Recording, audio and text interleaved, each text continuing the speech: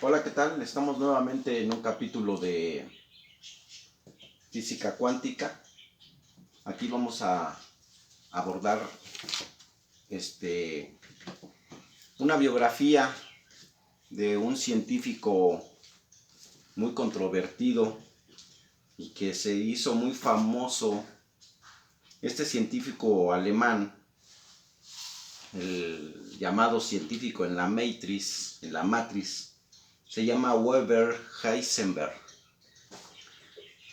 Se hizo muy famoso por la serie que salió de Breaking Bad, una serie muy exitosa. Y luego hubo una secuela, un refrito, digamos así, colombiano, que se llama Metástasis. En sí es idéntico el argumento, nada más cambian unas cosas. Pues esta serie habla del rey de las anfetaminas, una persona que era un científico, un químico, académico, que tenía un cierto resentimiento social, porque él en su época temprana de científico hizo un proyecto que lo llamó número cuántico y se asoció con otras personas, otros colegas, pero después él les vendió su parte de su proyecto y estas personas se hicieron famosas y se hicieron millonarias y él acabó siendo profesor de un instituto donde le pagaban mal. Posteriormente le dan la noticia de que tiene cáncer y toma una decisión: ponerse a fabricar cristales de droga. Él tenía cierto resentimiento, aunque no lo dicen aquí en la serie. Y en la serie ocupan el nombre, él se pone un sobrenombre, un seudónimo de Heisenberg, haciendo alusión a uno de los padres de la física cuántica. ¿Por qué pasó esto? Porque hay cierta similitud en el personaje, en la psicología. Él acaba fabricando anfetaminas, fabricando cristales para generar dinero. Luego resulta que se medio cura del cáncer y empieza a meterse en una serie de conflictos con la policía, lo persiguen. Él llega a hacer una calidad de ese cristal de un 99% de pureza. A mí en lo particular, aunque dicen que esta serie de Breaking Bad ha sido, tal vez está entre las 3 mejores series que se han hecho en toda la historia. O sea, está muy buena. Y mostré el libro que tengo de los instrumentos del terror de Hitler, porque ahorita vamos a contar la historia de quién es Heisenberg. Vamos a dar la biografía de este científico de la física cuántica, uno de los padres. Pues bien, es considerado uno de los padres de la mecánica cuántica, pero también del proyecto nazi para la creación de la bomba nuclear durante la Segunda Guerra Mundial. El conocimiento científico transformado en una máquina de matar en manos del mayor psicópata. El mayor psicópata no está diciendo que es Heisenberg, está diciendo que es Hitler, pero lo tenía a su servicio. Pues dicen que estaba en manos del mayor psicópata de la humanidad. Estamos entonces ante un demonio de la estirpe nazi, un científico sin escrúpulos. Ahorita vamos a hacer una alusión a esto que hablemos de científicos notables, como Lavoisier en la química, podría ser Kepler en la astronomía, Ambos son padres de toda una estirpe, de todo un linaje científico. En la física hay cantidad de cerebros que participaron en el desarrollo de la mecánica cuántica. Gente como Max Planck, Feynman, Rödinger, Pauli, Dirac, Jordan, el matemático, Kramer, entre otros. Pues bien, Heisenberg, entre todos ellos, fue el que puso orden matemático en todo el caos, el que marcó el camino a seguir. También tuvo participación en la Guerra Mundial y usó su conocimiento y su posición eminentemente en la física nazi para boicotear el desarrollo de la bomba nuclear por el bando alemán. Pues en la región, este científico nació en la región de Bavaria, alemana, en Múnich, a principios del siglo XX, para ser más exactos, en 1901. Werner Heisenberg es de una familia cultural y económicamente muy elevada.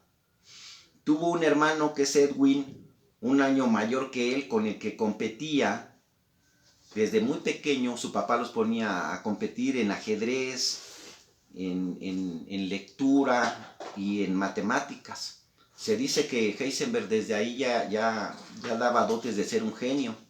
A los 9 años entró en un colegio de la élite de allá de Alemania, en el gimnasio de Múnich, donde también estudió, por cierto, Max Planck, que es el considerado precursor, el padre de la física cuántica. Ahí Heisenberg era el mejor en matemáticas, en música, destacado prácticamente en todo.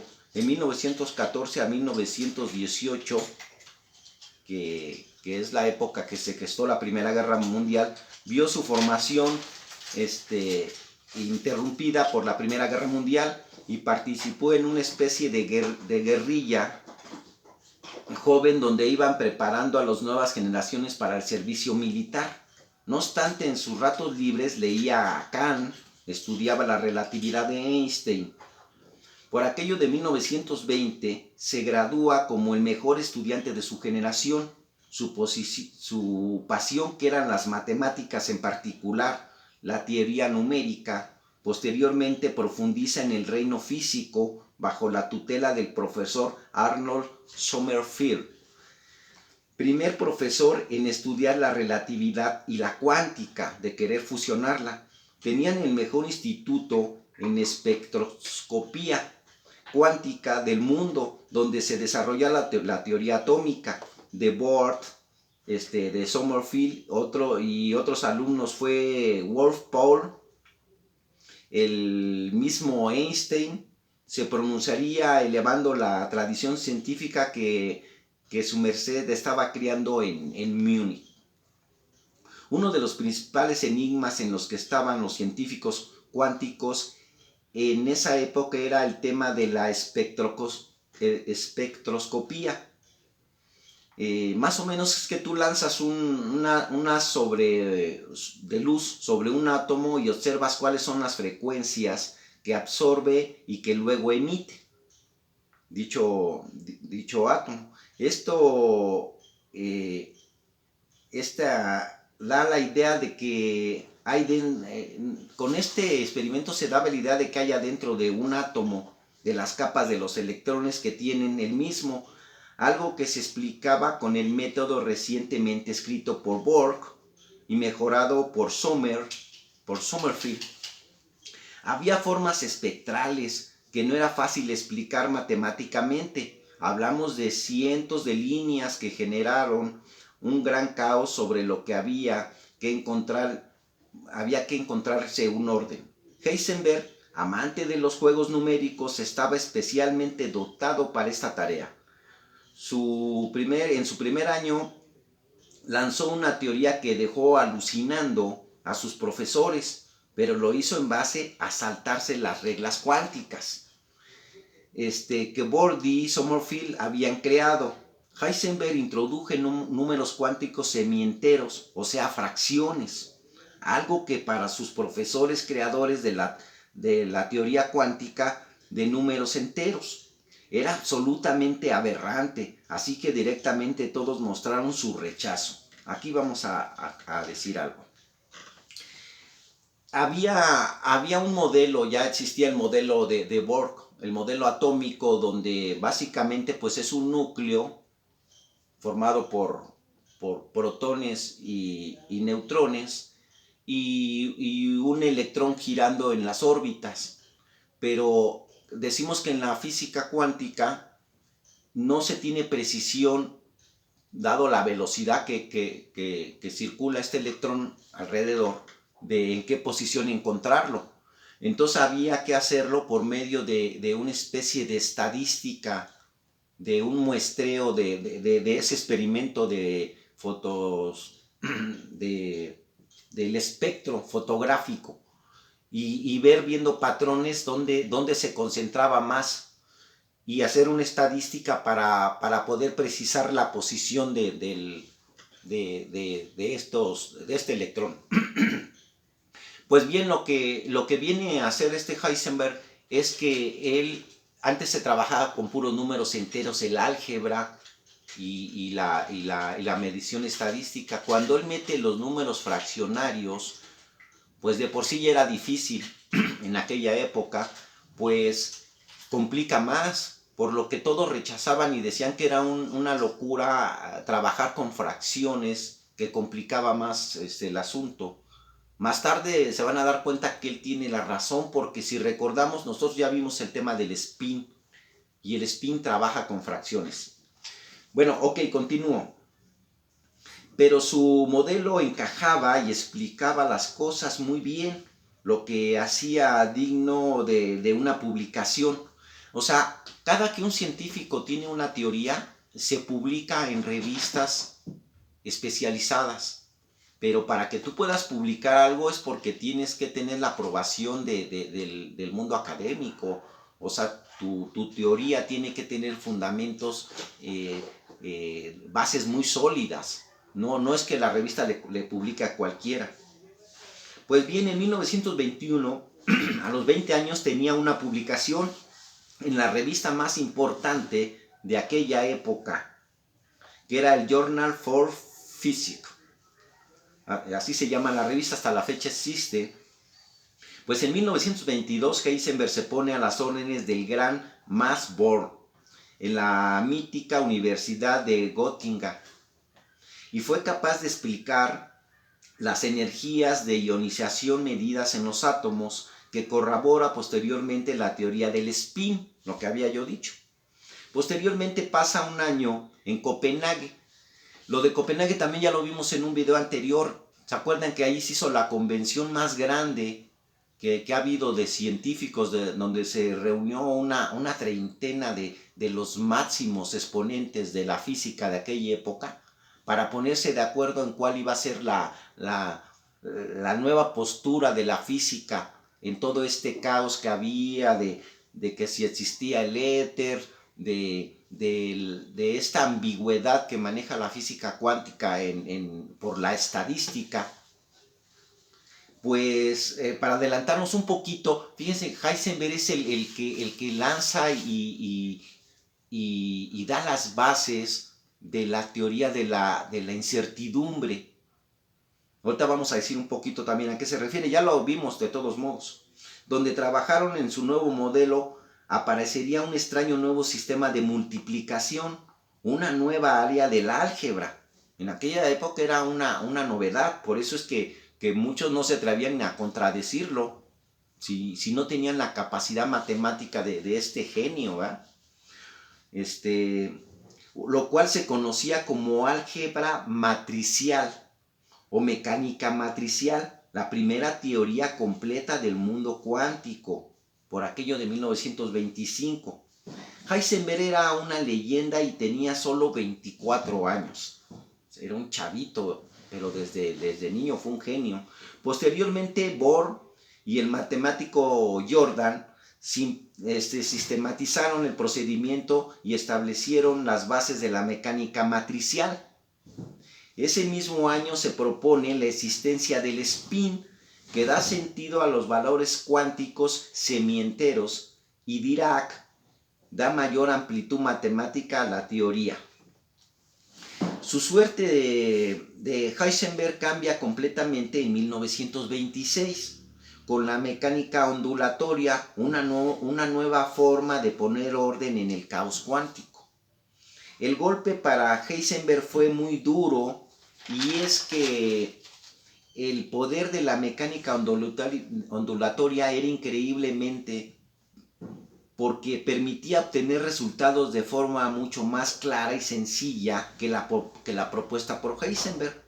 Además, mientras su teoría estaba basada en oscuras reglas matemáticas, con esas tablas de números, las matrices, la mecánica ondulatoria resultó natural y familiar para todos los físicos.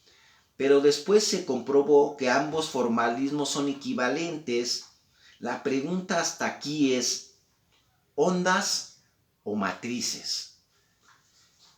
Había que ver ese comportamiento que ya ahorita, para recordar un poco, Albert Einstein, cuando hizo su teoría de la relatividad especial, echó por tierra la creencia del éter, y dijo que la luz se propagaba por medio de corpúsculos que a su vez se entrelazaban por ondas, y que como era habíamos dicho que las ondas necesitan, las ondas no son nada en específico, más bien es una perturbación de la materia. Entonces tiene que tener un medio para transportarse las ondas, tiene que transportarse sobre materia, sobre algo. Pero cuando Einstein dice que son corpúsculos, pues ya no hay necesidad, eso en sí ya es materia, y que estaban entrelazadas. Pues bien,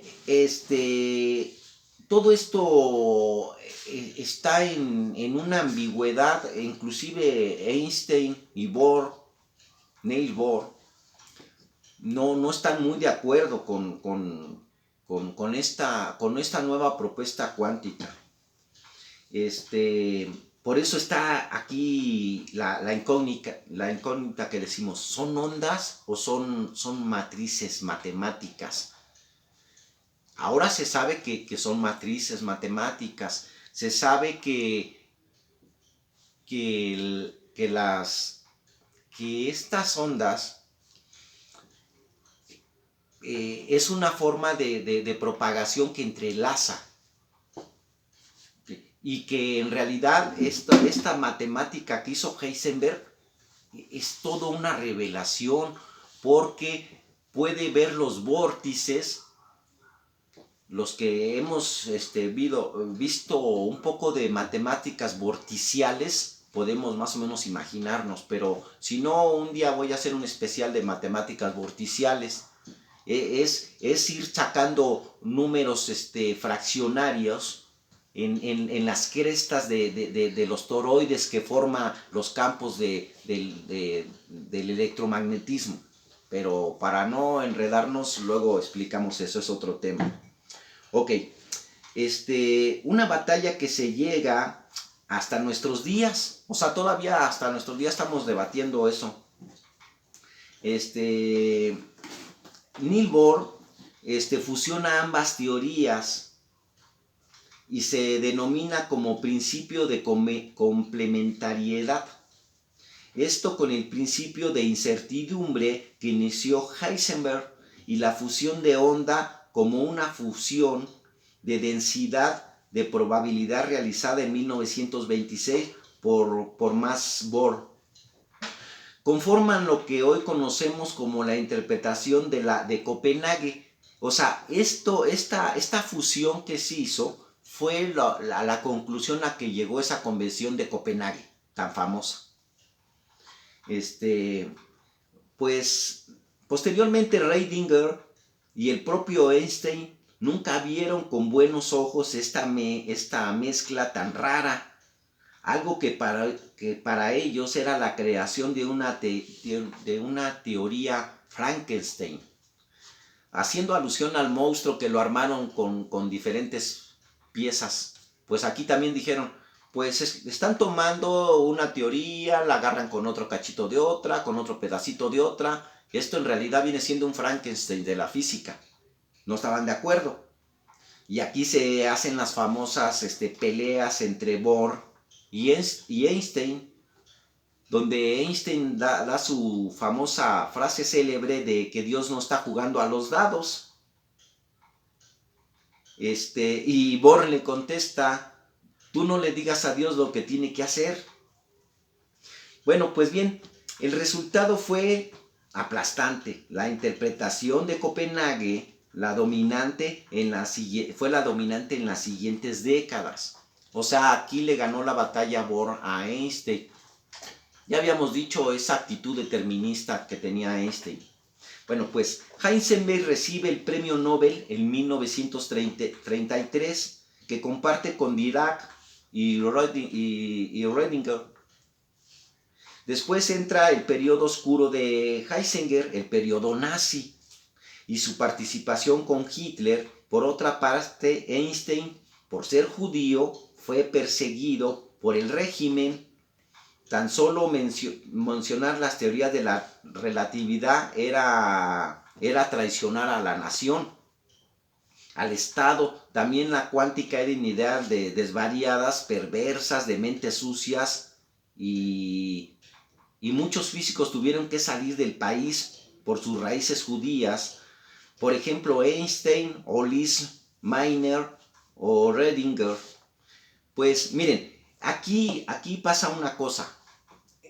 Al entrar Hitler en la Segunda Guerra Mundial y haber esa persecución contra los judíos, muchos de estos científicos de la física cuántica que habían estado en la Convención de Copenhague eran judíos y fueron desterrados, se fueron a Estados Unidos. Entonces, el proyecto de esa fusión nuclear para desestabilizar el núcleo del átomo, sabían que iba a tener consecuencias en cadena, una reacción en cadena. Entonces todos estaban muy interesados en llevar a cabo ese proyecto. ¿Qué pasa? Que los que se fueron a América, como Albert Einstein, empiezan a desarrollar el proyecto, pero ya en Estados Unidos. Pero una facción se queda en Alemania. Entre ellos se queda Heisenberg y empieza a trabajar para Hitler. De ahí que se dice en la serie que hacen alusión, que era una mente brillante, un genio, pero que trabajaba para fuerzas oscuras. Ahí hacen la comparación del personaje magistralmente. Es una obra de arte esta serie, igual que aunque tiene muchas críticas, Metástasis está bien lograda. Yo ya vi las dos y las dos están muy buenas. Muy buenas. Una tiene un contenido exquisito en su fotografía, en la actuación del profesor que encarna Heisenberg, pero en la de Metástasis tiene un sentido latino que le da un toquecito como de cómo somos nosotros los latinos. Pues bien, decimos que Hitler adquiere los servicios de Heisenberg junto con otros y empiezan a querer desarrollar también ellos su fusión nuclear para hacer esa bomba atómica. Pero como es derrotado Alemania, ya lo sabemos, el que crea la bomba atómica es Estados Unidos, junto con Oppenheimer, ¿verdad? Y se estigmatiza a Heisenberg por haber trabajado y puesto sus conocimientos de genio científico al servicio de Hitler. Bueno, proseguimos. Aquí surgen los dos personajes oscuros de la física, premios Nobel alemanes, Leonard y Stark. Y Heisenberg, claro, fue perseguido por defender sus ideas en la física, fue espiado por la Gestapo y la SS y controlada por una amenaza de muerte. Y él se dedicó a la investigación de los rayos cósmicos, la fisión nuclear, la teoría cuántica de los campos y la física de las partículas, hasta que en 1938 Otto Otto Hahn, descubre el fenómeno de la fisión que Miner y Frisch correctamente interpretaron como un proceso de producción de energía. La cantidad de energía que se liberaba por este proceso en reacción en cadena podría ser enorme, daba comienzo por hacerse con la bomba atómica. En Estados Unidos el proyecto para desarrollarlo dirigiría Robert Oppenheimer junto con físicos como Fermi, Richard Feynman, y en Alemania sería Heisenberg con sus compañeros como Otto Hahn, quien lideraban su desarrollo. Hasta últimos momentos Heisenberg estuvo tratando de alcanzar la masa crítica que alcanzaría la inercia de la reacción en cadena sin un éxito final. Heisenberg finalmente muere de cáncer el 1 de febrero de 1976. El personaje de la serie Breaking también tiene cáncer. Por eso está bien que esa comparación. De hecho, el personaje de la serie